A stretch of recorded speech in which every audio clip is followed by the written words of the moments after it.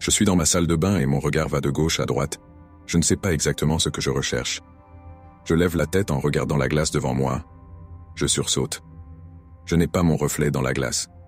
C'est étrange. Je ferme les yeux et les rouvre pour m'en rassurer. Rien. Je ne me vois pas.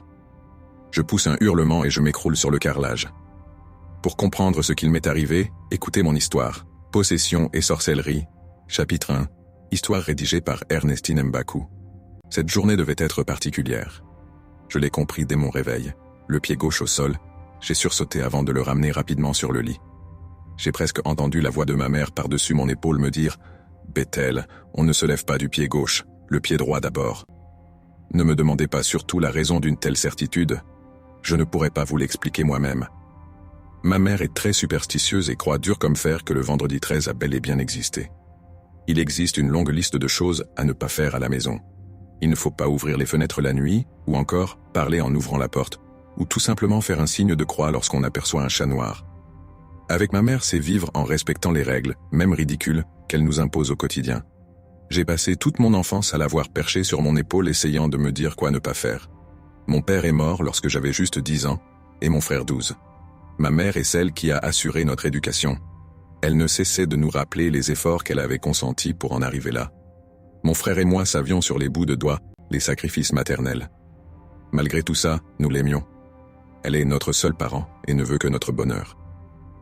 15 ans après la mort de mon père, les choses n'ont pas vraiment changé. Je vis encore dans la maison familiale. Ma mère refuse de nous lâcher la bride.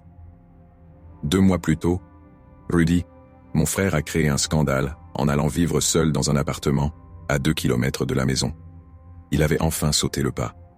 Il m'arrive parfois de l'envier. Ma mère a crié au scandale et a témoigné à l'église que son fils était ingrat. J'ai bien essayé de lui faire entendre raison. C'est comme parler à un sourd. Ma mère ne retient que ce qui lui arrange. Rudy parti, elle a retourné sur moi son trop plein d'amour maternel. Je me retrouve noyé dans sa sollicitude. J'ai une envie folle de m'en aller d'ici, de larguer les amarres, mais c'était impossible.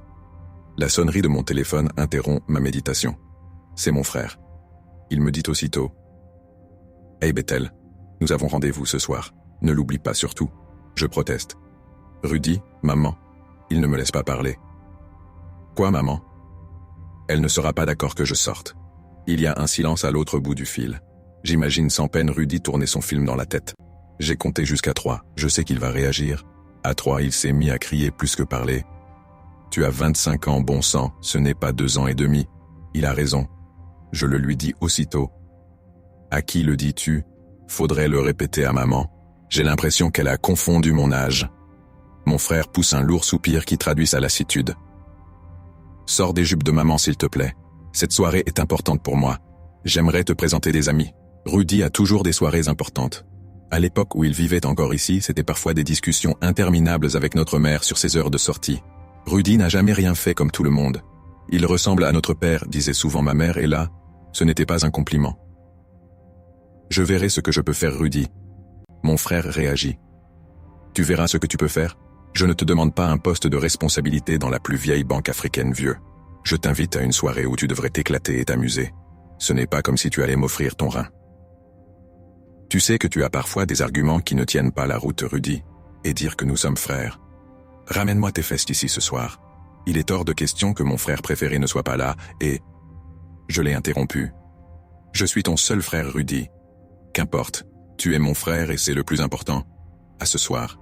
Je te laisserai un plan sur Google Maps. Il a déjà raccroché avant que je ne puisse lui rappeler que je n'ai encore rien accepté. Entre ma mère et lui, je ne sais pas qui est le plus pénible. Je suis coincé. J'irai à cette fête.